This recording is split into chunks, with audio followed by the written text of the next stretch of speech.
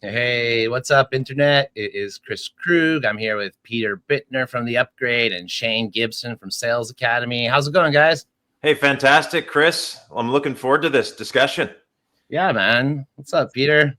Great to be here. Yeah, how's it going, everyone? Happy Friday. Super excited for, future of sales here with no one. Yeah, could have chosen a better person, frankly, than Shane. So super excited. Peter and I have been running these AI upgrade workshops for the last year and a half or so, taking what we've learned out on the edge of AI kind of knowledge and exploration and bringing that to professionals in the creative industries and in journalism and PR. And then we partnered up with Shane recently, who is the ultimate AI-enabled sales dude, to deliver AI upgrade for sales leaders. So yeah, Shane, tell us a little bit about the program we're running. Well, I think maybe we should start with maybe how we connected or how we kind of kicked this off, at least from my perspective. So I've been, as you know, my first talk I did on AI and the future of sales, I don't think that was the exact title at that time, was done for Channel Next, which of course is also owned by the same group that owns eChannel News, which is I think the biggest channel tech news site in Canada. Shout out to Julian. Hey, Julian. Yeah, shout out to Julian Lee and his team. And so they gave me the opportunity to kind of trial this topic many years ago. And we had, a tepid response at that time. I mean, it was pretty early days. And then fast forward to when ChatGPT launches, and all of a sudden it's the most popular talk on the speaker circuit.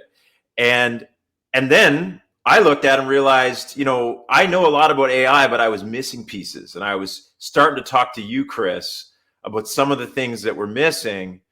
And then you convinced me to take the AI upgrade for creative professionals course as a sales dude. And well, I mean, listen, Shane, I've known you since the dawn of the internet, and to say you're only a sales dude is to put you in a very small box. I mean, you are a content producer of the highest order, a media maker, an international online influencer.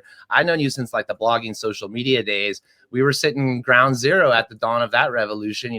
Flickr was in town. Stuart Butterfield was here. This is like pre-Slack existing, pre-Yahoo buying Flickr, and you got hot and heavy on blogging as a way to own SEO in your space and social media as a way to support that. And I watched you under my nose go from, just like Shane, the blogger sales guy, to Shane, the international sales leader over the last 25 years. So this is squarely your space, man. Absolutely. And so with that said, though, we had a lot of fun in your course, and I was able to fill in the missing pieces that I was missing, not from a vision perspective, but often from a technical perspective. And so then halfway through showing you guys what I'd put together, that's when you and Peter said, hey, Shane, there's a whole course in what you've put together here that you need to share with sales leaders. And you kind of pushed me a little bit outside of my comfort zone with this one, a little bit kicking and screaming, actually. But I'm happy we've done it because we put together a really cool program that is really about like guerrilla tactics, frontline sales leadership stuff, not top down, not expensive platforms, right? So this is, for me, if it's not simple, I'm not going to do it. So this is like really for that audience of like people who want to get started tomorrow and don't want to wait for permission. Well, when I started, re-engaging with you after that AI sales keynote that you gave a couple of years ago, you really captivated my imagination with the way you're using Fathom, not just to record your calls, but to essentially build a knowledge base. A lot of us are using Otter, Fireflies, Fathom to record stuff. But usually for a lot of people, they either just are getting their dumb output summaries from the tool itself, which are kind of useless and people don't do much with it. But you've got a little bit of secret sauce and you've used that to build the data gold mine. So let's talk about your Fathom usage leading into some knowledge-based stuff. Absolutely. So for those people listening who don't know what Fathom is, it's an AI-based note taker. I started using it in its like beta phase, connected with the founders and the original team, and it's grown to amazing levels since then. But even in the beginnings, it was very intelligent and light compared to the other tools. And it plugs into anything like, Google Call or Google Meet, Zoom, Teams, all the tools. So we plug it in and it takes notes for you. And I find it's one of the more accurate ones. And then there's some like what I will call like baked in tools. You can say this is a stand up, or this is a client meeting, or this is a sales meeting, or I use one of these 3 broadly used sales processes. But the challenge with it is it'll take this great 45-minute conversation, and it kind of gives you the same level of notes and kind of strategic insights as it would give any of your competitors that use it.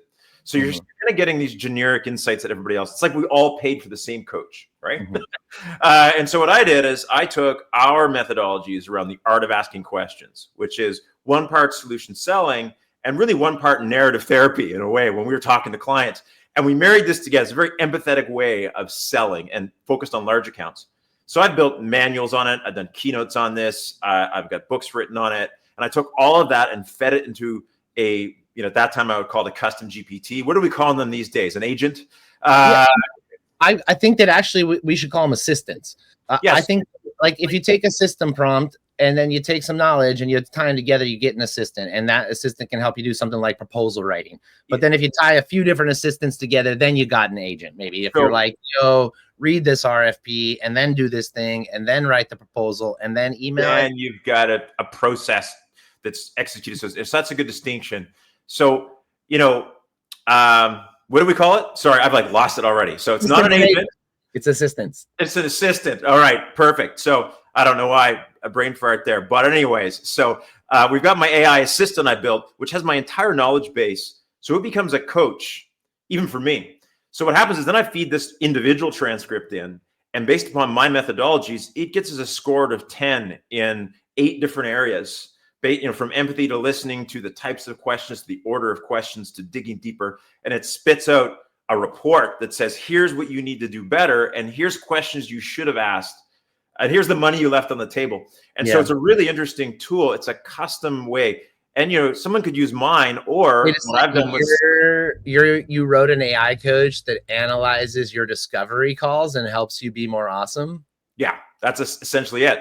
And the funny thing is when I started using it 2 months ago, which is just around the time that we started working together, now I guess it's 3 months ago, my own self was scoring me through the assistant 7.5 out of 10 on average of my client calls, my discovery calls. And through taking the advice, me who's been doing this for 20 plus years has been able to move to an 8.5 out of 10, right? Wow. Which is a really interesting to show you that, you're creating this second brain, as you've called it, Kris, and this second brain, which is you, is coaching yourself to get better. And we all know what we should be doing, but then we don't do it, right? And this is kind of an interesting way to do this, is coaching yourself based upon best practices. So it's been pretty exciting for me, and I've shared it with some of my clients.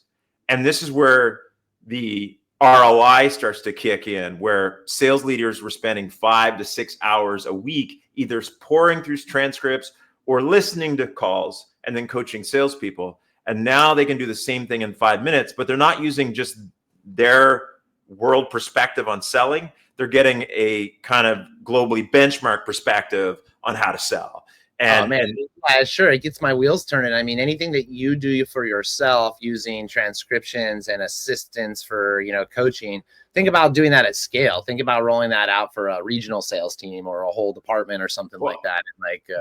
And we just did this with a client where we did, close to 8 hours of interviews with their sales team and their sales leader.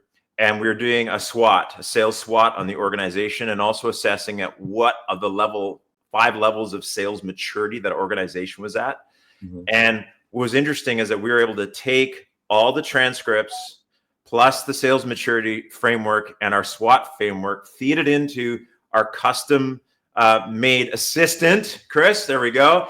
And that assistant was able to help us develop a SWOT analysis and benchmarking and pull out the wisdom from each of the team members after a little more prompting. That was 80-90% of the way there. And then we went through and put our human fingerprint in on the end. And the client was just blown away with the report, the insights, the strategy. And again, it wasn't like I was just asking generic ChatGPT and it's going to give me the same answers based upon the. No, I mean, I think that's like the nuance thing here is that a big part of our methodology is like getting these AIs to both like think and speak like you. And we have like a process for figuring out how to do that. We ingest, things that we've written in the past, blog posts, transcripts, interviews, podcasts, keynote speeches, anything we can get our hands on really. And we distill that down into some writing guides and some worldview and perspectives documents, essentially helping everybody build this knowledge base and then start to build some kind of system prompts that they can use to make their own AI advisory board, or, it's, this on a simple level, like one of the other micro assistants, I would say, like very niched, is writing personalized business emails in my voice and tone, language, pacing. And so I did this like the other night. I was tired. I didn't want to sit down and write this email to a new business partner, a client. So I picked up my phone and I just dictated like stream of consciousness to it on why it was so nice to meet them, what I thought we could do, all this kind of stuff. I cut and paste that into my email writer, and out it spits this beautifully written business email that sounds like it's for me. Cut and paste, and away we go. Because sometimes I know we all sit in front of that blank page too, and that's half the waste of time, is getting the creative juices rolling. But now you can, for me, I'm a talker, if you haven't noticed, and I'll be able to talk into my phone and then drop that into my custom email writer that's not like some other person on the internet says, this is how you write an email. It's been trained on how I like to write emails to clients. And then it sounds like me. So it's, I love that workflow, and it's very powerful. I've done the same thing. I've set up in different assistants and agents, and then I can just record my voice directly into them and get back outputs. And I've automated some of that stuff. Last time Peter and I ran this course, Peter, talk about that internal sales workflow that was very cool. Yeah, we had a classmate who was also from sales who was able to automate almost his entire inbox for inbound as well as kind of follow-up. And he was managing a number of different brands and product portfolios. And he was able to do the same thing that Shane was saying about, building essentially a second brain, so that he would have automated, intelligent routing system to identify, exactly which brand sort of knowledge base to pull all of this information from, run it through, again, his like personal brand voice guidelines, right? Pop that out into a draft into his Gmail, automatically ready to just have that last mile of human review, really last few seconds, and send it off, right? And so he was automating an insane amount of his job, but at a level, that was, and this was like an inside sales manager. This was not an AI guy, but he built a tool that looked at the inbox, understood what was in there, understood the email, then would look at the knowledge base for an answer, then it would write the answer, then it would draft the email, then it would send him a message on Slack, yo, there's a draft in your email for you to review and send out. And it was pushing out 20 replies to inbound emails a day. Yeah, it's amazing. And that's, it's a great example of, and I have a lot of respect for, met some really cool founders of tech, AI, sales tech specific AI tools. Yeah. I've done some, but for everyone that I meet is really cool and has really put some thought in. There's like another 8 to 9 out there out of 10 where it's been built by someone with not a true sales lens. And so they're trying to solve a problem that doesn't exist, or that they're missing the real nuance that actually salespeople are looking for. And what I like about what this guy in the last class, the last cohort did, was it was a salesperson saying, here is my process specifically, and what parts are choke points or opportunities for automation, which is going to make my life actually better and make me more effective at engaging the right people.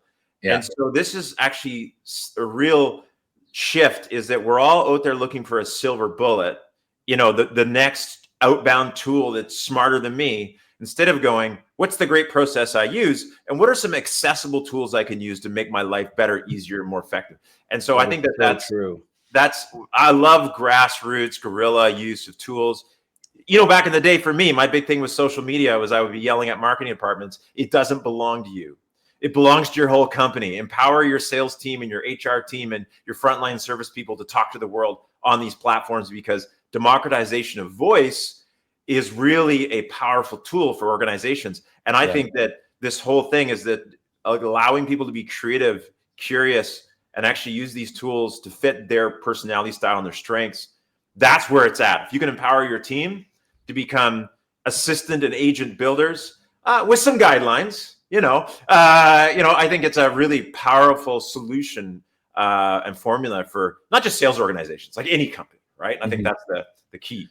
Yeah, absolutely. I mean, the tools are very low hanging fruit. They take very little technical capabilities or anything like that. It's really about understanding your workflow and your process, having that mindset to know where to bring a tool to bear, to kind of like amplify your efforts and stuff like that. And so, yeah, it really is more about like having a unique sales voice and methodology and perspective and an understanding of your workflow and your process, more than about being like a super uber nerd of AI or a machine learning, engineer or something like that. And not required. That's part of the whole innovation, is that this powerful stuff's available to, guys like you and I.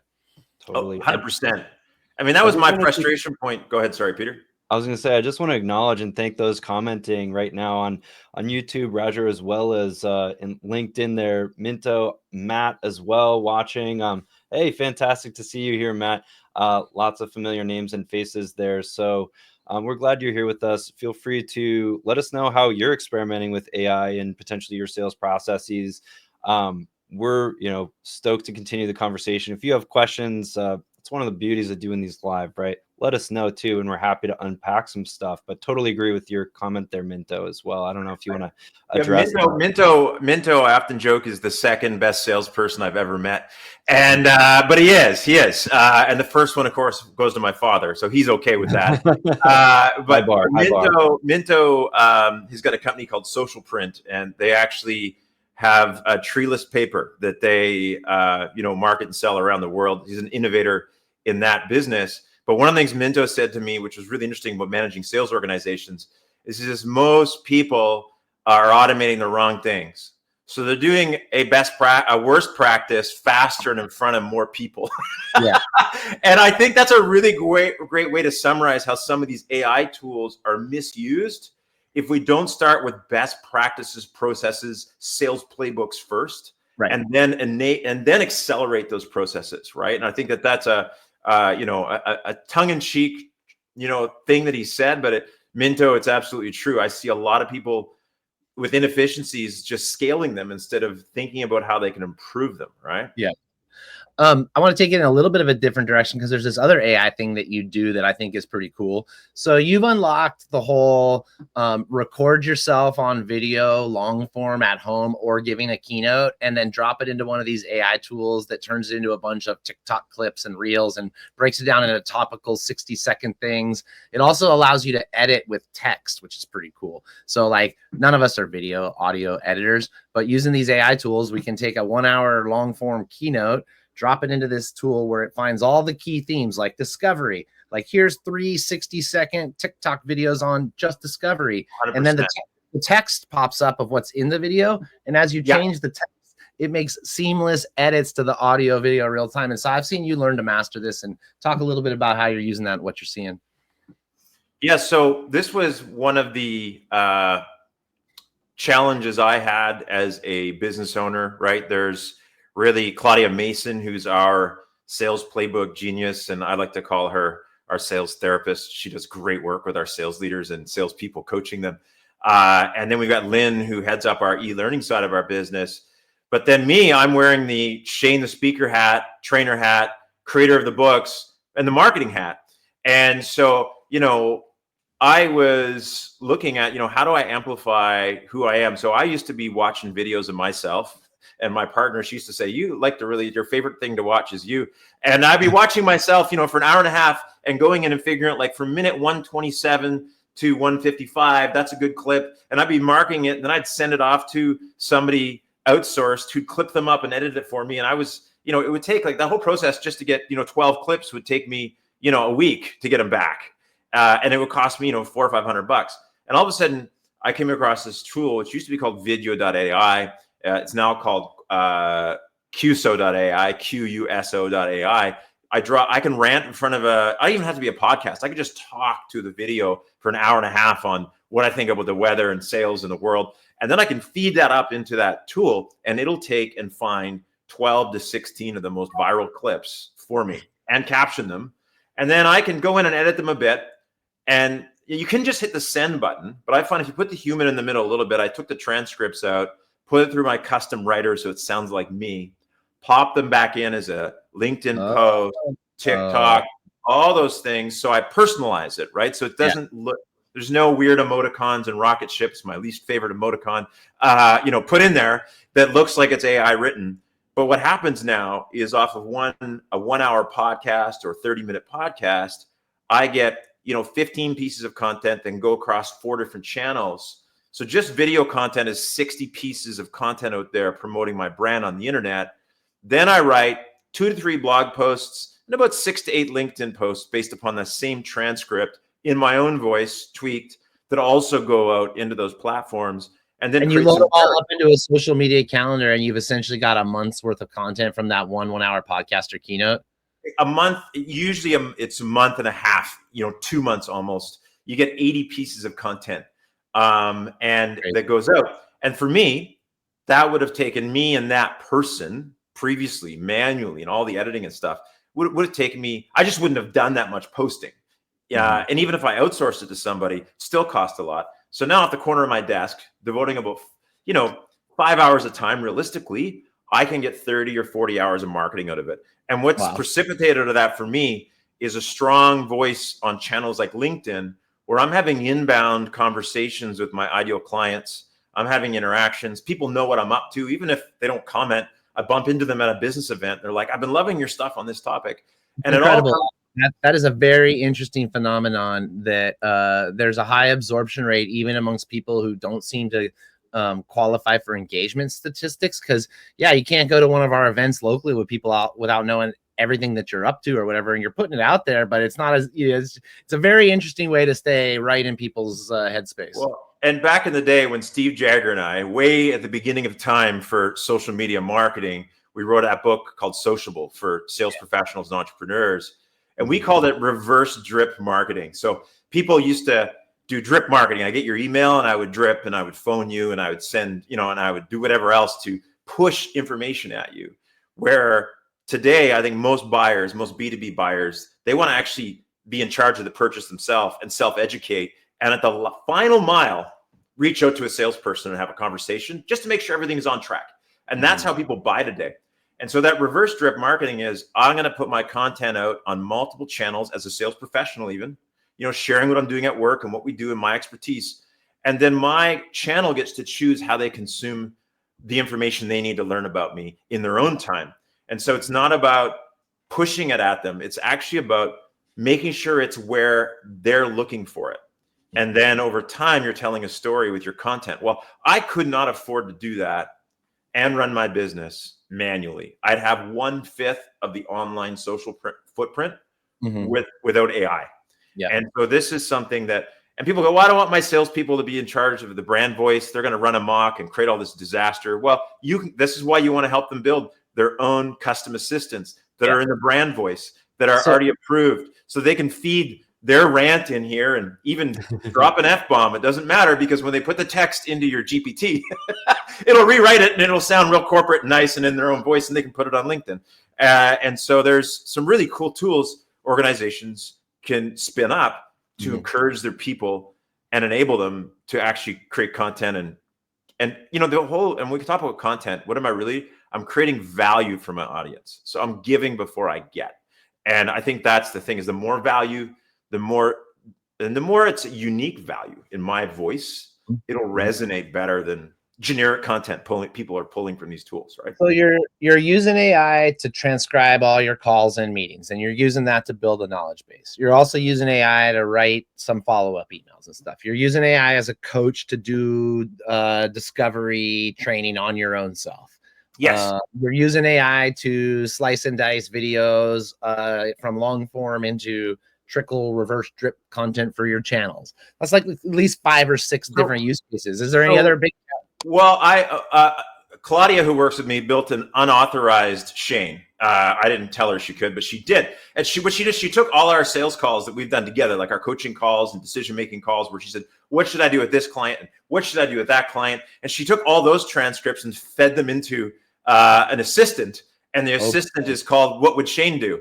And it's great, because, if you would have asked that question 12 years ago, and,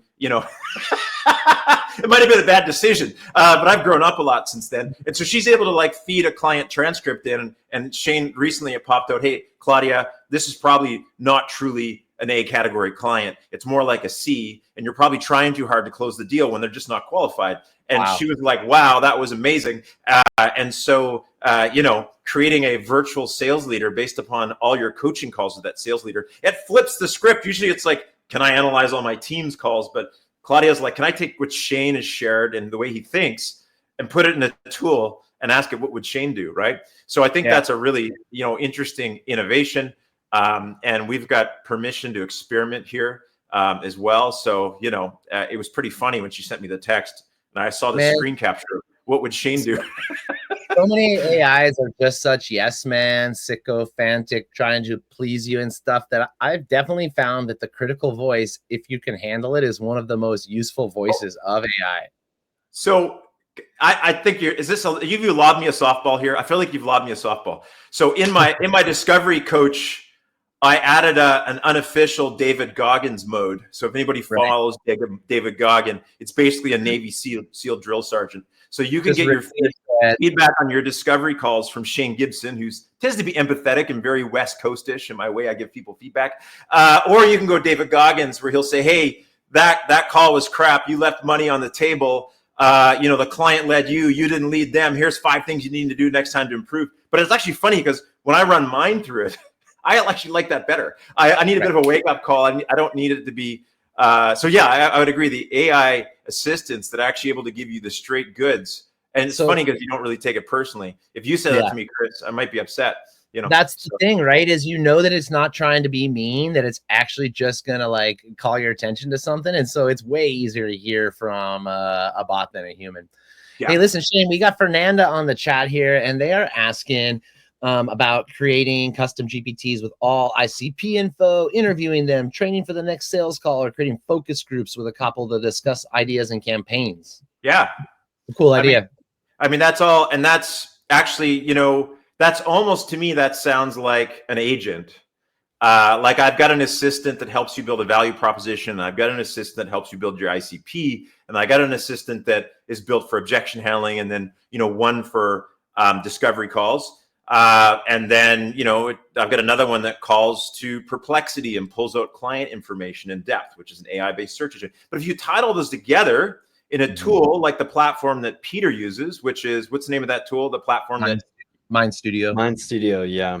Mind Studio, a real drag and drop connector of all of these things to build an agent. Then it could run that whole process for you, probably off an email address and a company name. It could build a persona for you that you could then actually mock interview or mock negotiate with. And so, and they're never that smart when they start, but it doesn't take long to train the individual agents with a little curiosity and creativity. For me, I haven't really put much more time in the way that I just stopped binging Netflix shows. I limit it a bit during the week. I still do it on the weekend, but during the week I limit it. And instead of binging Netflix, I argue with ChatGPT until it does what I. That sounds great for your mental health. I'm really happy. Hey, that's what the martial arts is for: is blow off a little steam. After I lose a fight with ChatGPT.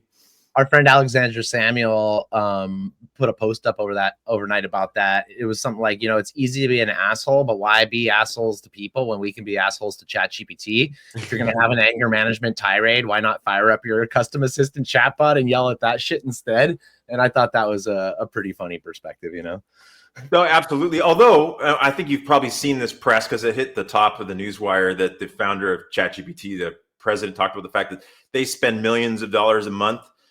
They've calculated based upon people gratuitously saying please and thank you, that if we just stopped doing that with ChatGPT, that they'd actually save a lot of money and a lot of data use.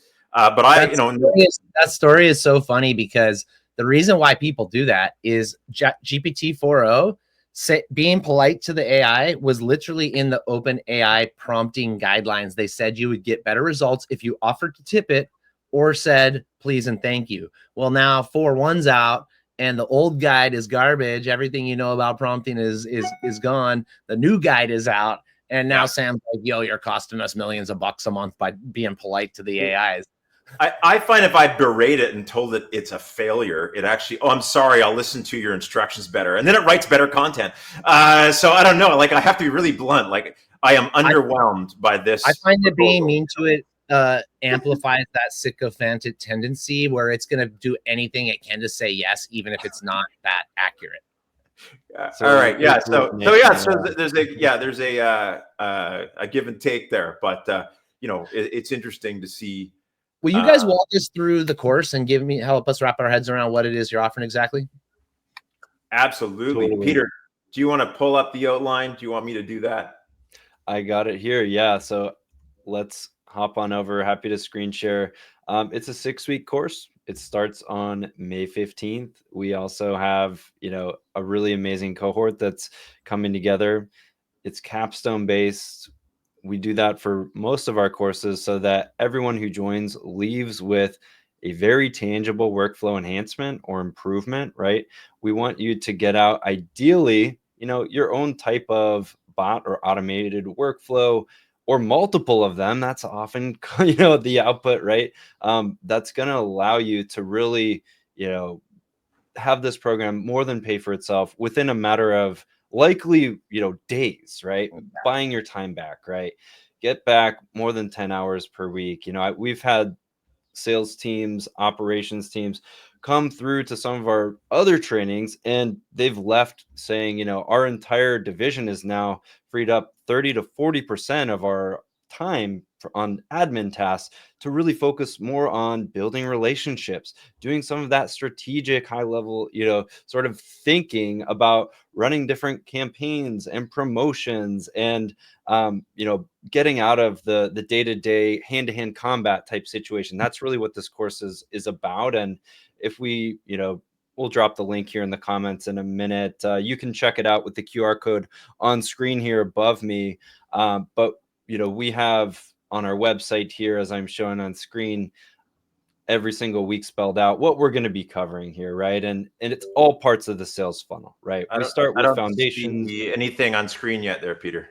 It's all good. I dropped the link in the chat. Oh, okay, in the chat. Okay, cool. So maybe it's just my view. My apologies.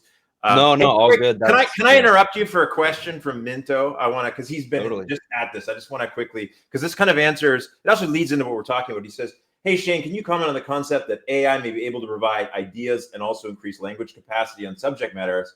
However, that is likely to only provide veneer level of client attention. So I would kind of disagree and agree with this to some level.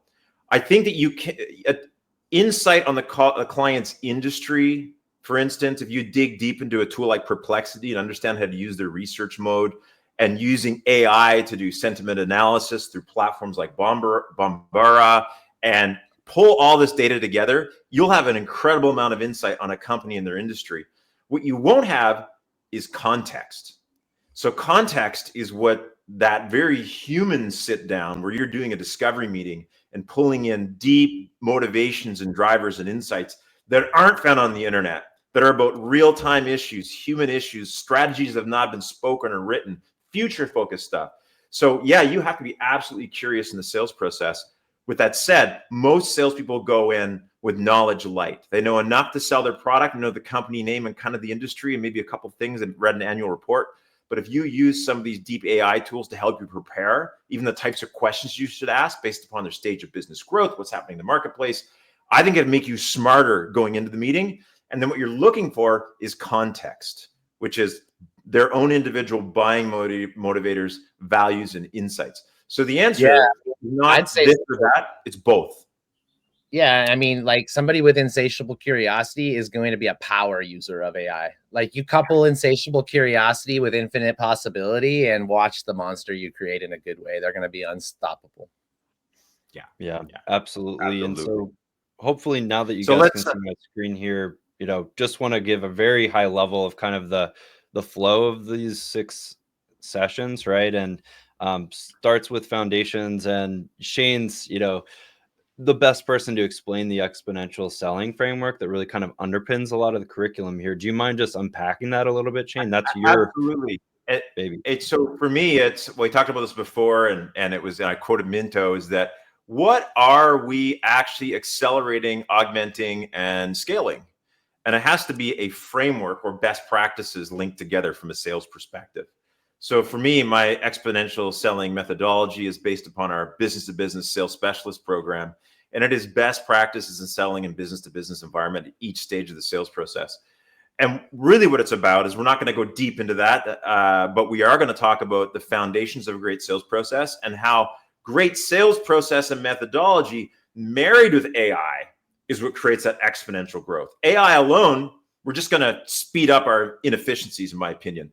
But when we combine those, that's where we really accelerate. So the first module is on the foundations of AI, understanding it, what it truly is and the power of it, and the foundations of sales best practices coupled with AI. So that's the first module in the program. Yep, exactly. And then we move from there into, how to really focus on, really getting the most out of your discovery calls, right? And building custom coaching automations to continuously improve. And, you're a huge Fathom guy, Shane, right? We've talked a little bit about these AI note takers, but regardless of what people are using, there's a lot of best practices that just leveraging some of those transcripts for all different parts of the funnel and for your personal flows can just lead to some amazing things, right? To get, freed up time to focus on building relationships, that's what it's all coming down to for me and why I use a lot of these tools too daily, right? This is what this using AI powered discovery calls. It isn't about automation. It is about making your human aspect of selling better, deeper, more authentic, more empathetic, more powerful, better context. So sometimes we think about like turning ourselves into a robot. This module is about making us better humans. And I think that's the goal. That's the goal. Totally. I'm thinking of that dinner that we had last week, Shane. We had a prospect in town and we had dinner with them and we talked for like 90 minutes about some of our biggest and best ideas. And I was recording the whole thing. And by the time Shane got home from martial arts class, I had a blog post on the internet with the evergreen thought leadership that me and Shane had been sharing with this client, but like in a kind of, generalized way where I was doing, not knowledge dropping and, I had done a bunch of diagrams based on that transcript and stuff. It's incredible. It was brilliant. And that's part of the tool that you built for helping conference organizers actually pull all their content out and kind of do what I do on a large scale where you're atomizing all the knowledge and getting it all over the internet almost instantly, right? Yeah, I've been having a lot of fun building that tool. Kris runs these phenomenal meetups in Vancouver, by the way, for those watching that are all about exploring sort of the frontier of AI together. And they're amazing. They really are. Phenomenal community there. And so to get back a little bit to some of, the rest of the curriculum, it really covers the scope of what we've been discussing in the first part of this conversation, right? Content multiplication. I love that framing, right? Being able to get more with less, right? And make it feel authentic, make it be representative of your voice, of your brand, and allow you to, be scrappy. These are sort of guerrilla based, personalized tools that we're really here to help you build, right? And section 5 there is what Fernanda was talking about, persona based selling, CRM segmentation. It's all about building our ICPs, building our personas, understanding how to customize our approach for each client, each market, leveraging that content and using it in all kinds of different ways, whether it's sparring with a virtual client, so to speak, or through an assistant, or it's helping your team deeply understand your ideal clients so they can be better at communicating with them and serving them, right? Exactly. Yeah. And then session 6 is really the grand finale, right? That's where everyone gets a little bit of show and tell time to put together, some of their learnings from across the course, from, the class sessions, from meeting with us, and really, showing off some of these tools that they've built just for them, their teams, there's organizations. And there's some amazing peer-to-peer learning that happens every single cohort we do, right? And it's a blast. It really is. The last class is super fun, and you get, you're mind blown every single time because everyone becomes, and this is the beauty of AI in general, right?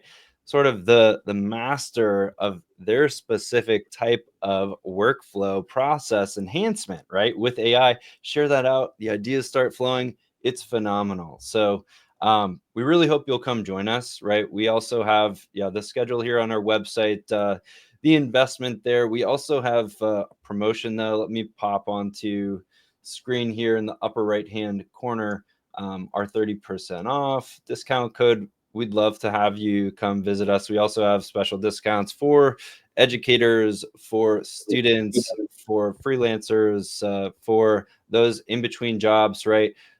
Message us. We'd love to make sure that you have a way to come and join us and join the cohort, and be as accessible as possible for you.